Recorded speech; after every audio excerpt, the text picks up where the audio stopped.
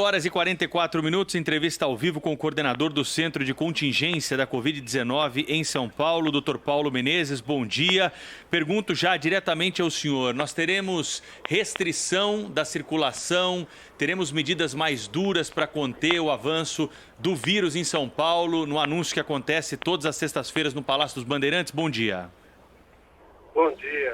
É bem provável, sim. A situação atual é extremamente preocupante, um aumento rápido, progressivo e muito rápido de internações, especialmente em leitos de UTI, e provavelmente vai ser necessário ampliar as medidas restritivas ainda essa semana. Nós ouvimos falar sobre uma fase roxa, né? O senhor mesmo trouxe essa informação aí em uma entrevista no fim de semana. O que seria essa fase roxa?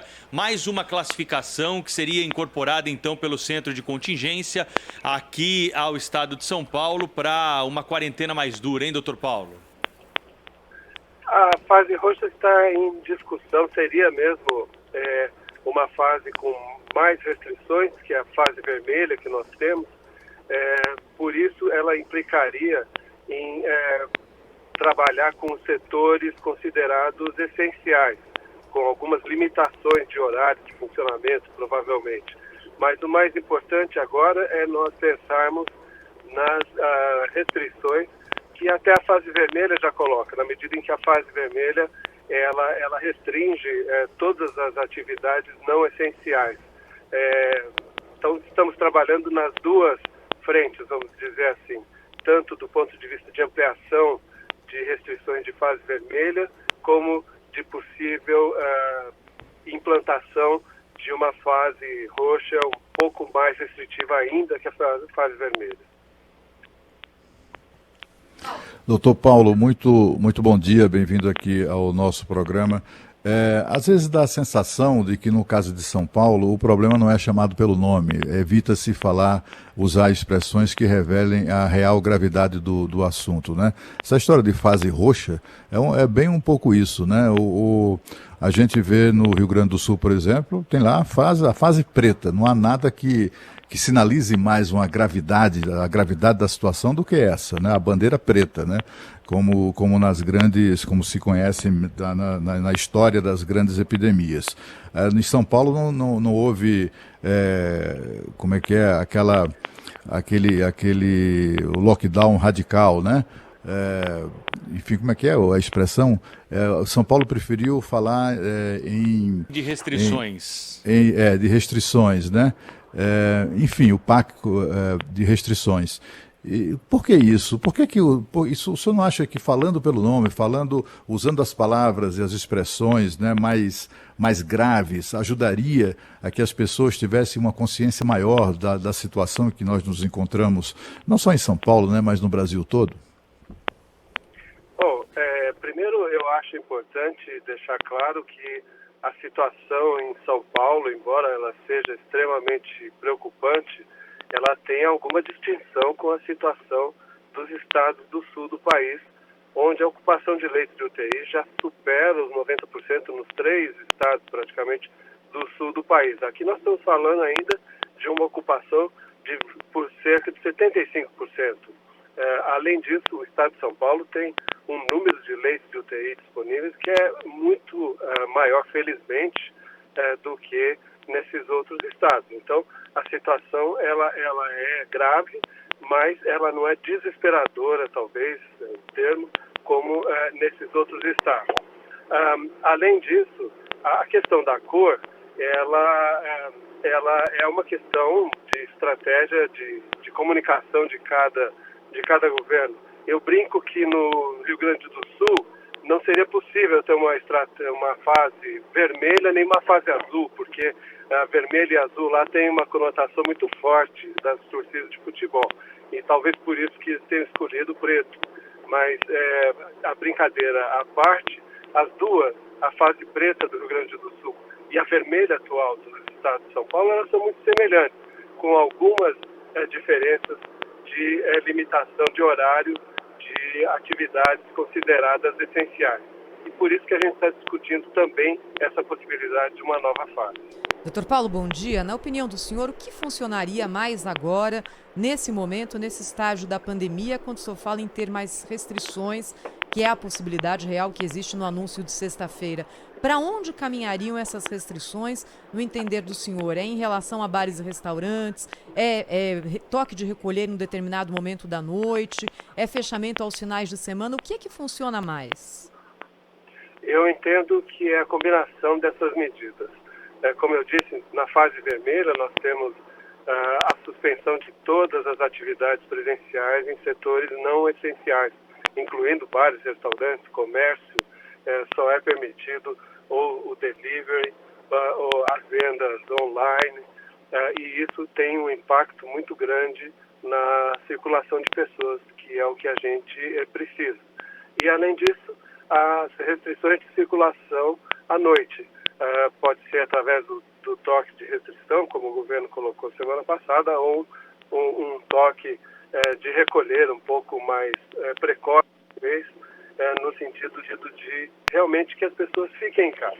O que vai fazer reduzir o número de casos, o número de internações, é o distanciamento, é o isolamento, as pessoas não circularem, ficando em casa durante um período para que a gente tenha uma melhora da situação da pandemia. Doutor Paulo. Ontem igrejas como atividades essenciais, né? E liberou o funcionamento de igrejas. O senhor está falando em mais restrições aí, no momento que o governo toma uma outra medida. O centro de contingência foi favorável a essa decisão de classificação de igrejas como serviço essencial, doutor Paulo Menezes? Essa questão não passou pelo centro de contingência, foi uma decisão do governador. Ontem, na coletiva, ele deixou muito claro por que ele tomou essa decisão. Eu vejo que a decisão ela é uma decisão correta. Uma grande parte da população tem como a religião, as práticas religiosas como algo essencial na sua vida. O que nós podemos e devemos fazer é ter protocolos a essa prática, como a gente tem para os outros serviços essenciais. Eu não vejo nenhum problema maior da prática religiosa ser considerada como uma atividade essencial, desde que siga os protocolos como nós temos para outras coisas, como comércio de comida, supermercado ou posto de gasolina. Então, eu acho que é perfeitamente compatível essa medida do governo. Doutor Paulo Menezes, tem uma questão também que a gente fica meio intrigado, né? O senhor acabou de falar aí, a decisão de liberar cultos, né, igrejas, templos religiosos, etc. e tal, não foi uma decisão da ciência, né? Foi uma decisão política. Eu queria saber do senhor até que ponto o peso da decisão política, o interesse político eleitoral é mais relevante ou se sobrepõe ao interesse que é recomendado pela ciência.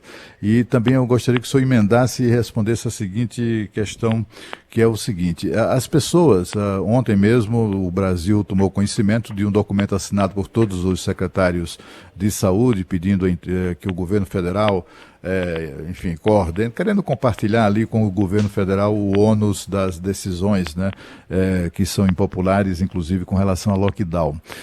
Portanto, há um entendimento das secretarias estaduais de saúde de que o lockdown é necessário, como o senhor mesmo acabou também de afirmar. Mas há entidades médicas que não concordam com isso, né? Por exemplo, o Conselho Regional de Medicina do Distrito Federal ontem divulgou uma nota pública, que o título é esse: Nota Pública contra o Lockdown. E disse que é contra porque essa medida, segundo o Conselho Regional de Medicina aqui do Distrito Federal, essa medida já se mostrou ineficaz, né, e também atentatória contra os direitos fundamentais da Carta Magna. Quer dizer, até uma avaliação que não cabe ao Conselho de Medicina tratar. Mas, enfim, fala nisso e menciona, inclusive, condenação da própria Organização Mundial de Saúde, né, a essa questão do lockdown. O que há de ciência no lockdown? O que é que não há de ciência do lockdown, hein, doutor? O que há de ciência é que esse vírus ele é transmitido de pessoa a pessoa, principalmente a partir da emissão de gotículas contaminadas de uma pessoa para outra pessoa. Para evitar essa transmissão, existem dois mecanismos principais. O primeiro deles é as pessoas estarem distantes, não se encontrarem. E o segundo é a utilização de uma barreira física, que no caso são as máscaras faciais. Então, se nós tivermos essas duas condições, nós vamos ter redução da transmissão viral e, consequentemente, redução do número de casos e de internações. Agora, todos nós vivemos numa sociedade, em sociedades que têm muitas necessidades, são complexas, e aí entra a política. É necessário liderança política. Os países que tiveram liderança forte, coordenação forte política, conseguiram enfrentar de forma muito mais eficiente a pandemia que países que não tiveram uma coordenação forte, uma articulação política para enfrentar a pandemia. Agora, em relação a conselho de medicina que emite uma nota desse tipo, eu só posso pensar que ali também não está predominando a ciência, está predominando outro tipo de força, especialmente de articulações políticas. Quem está com a gente aqui na Rádio Bandeirantes é o Dr. Paulo Menezes, coordenador do Centro de Contingência da Covid-19 no estado de São Paulo. Dr. Paulo, quando o senhor fala da possibilidade de que novas medidas sejam adotadas ainda essa semana, com uma rigidez maior na quarentena, escolas, o senhor acha que devem ser incluídas? O secretário Rossielli tem dito que, na opinião dele, a escola tem que ser a primeira a abrir e a última a fechar. Numa fase mais grave da quarentena em São Paulo, a escola voltaria a fechar? Eu concordo integralmente com o secretário Rossielli de que escolas devem ser uma prioridade na questão de suspensão de atividades. As crianças e os adolescentes, especialmente, já foram extremamente prejudicados com quase um ano sem atividade presencial. Quanto mais novos, então, maior o prejuízo, tanto do ponto de vista de desenvolvimento cognitivo, social, emocional. De forma que, mesmo na fase vermelha, ano passado, no final do ano, o Centro de Contingência apoiou a medida de que seja mantido algum nível de atividade presencial nas escolas, mesmo na fase vermelha. No entanto, é lógico que com a avaliação atual da situação, eventualmente, nós tenhamos que discutir a suspensão temporária de atividades escolares. Mas eu concordo de que deve ser a última a ser suspensa e a primeira a retornar assim que a condição melhorar.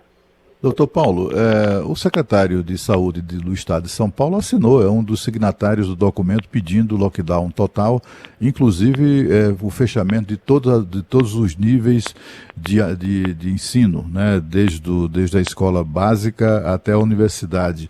Há uma divergência aí? O secretário diverge do senhor com relação a essa questão do fechamento das escolas no Estado de São Paulo?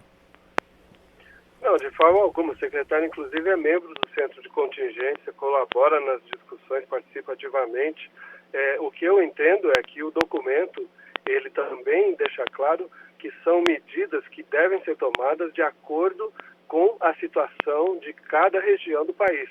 Então, não é uma indicação absoluta de que temos que fechar tudo hoje no país inteiro. O documento deixa claro que é preciso avaliar as condições de cada região, no caso de cada estado, para se tomar a decisão de até onde vai esse fechamento.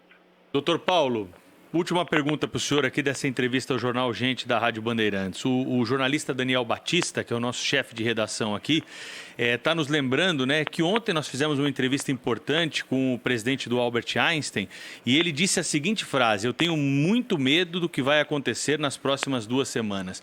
Qual é o limite que podemos esperar no centro de contingência para tomar alguma decisão ou solitária aqui para o estado de São Paulo ou uma solução que possa ser construída com outros estados da federação? Até quando o sistema de saúde suporta? Qual é o momento de tomarmos uma medida mais drástica? Há algum número de ocupações que é levado em conta pelo centro de contingência para essa decisão?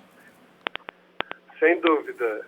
Na própria quarta-feira passada, nós apresentamos na coletiva uma projeção de que naquele momento nós tínhamos leitos suficientes de UTI para suportar 3 semanas de crescimento na velocidade que nós estávamos observando na quarta-feira.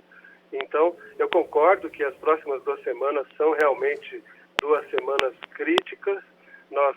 Eu tenho as mesmas preocupações que o presidente do Einstein, e por isso as medidas têm que ser tomadas rapidamente para que a partir da próxima semana nós já tenhamos um reflexo no sentido de reduzir essa velocidade de transmissão e de consequentes internações que nós estamos observando hoje. Dr. Paulo Menezes, coordenador do Centro de Contingência da Covid-19 do Estado de São Paulo. Obrigado por mais essa entrevista aqui para a Rádio Bandeirantes. Vamos mantendo contato para informar a população. Um abraço para o senhor, bom trabalho, até a próxima. Muito obrigado, um bom dia para todos. Obrigado. Rede Bandeirantes de Rádio.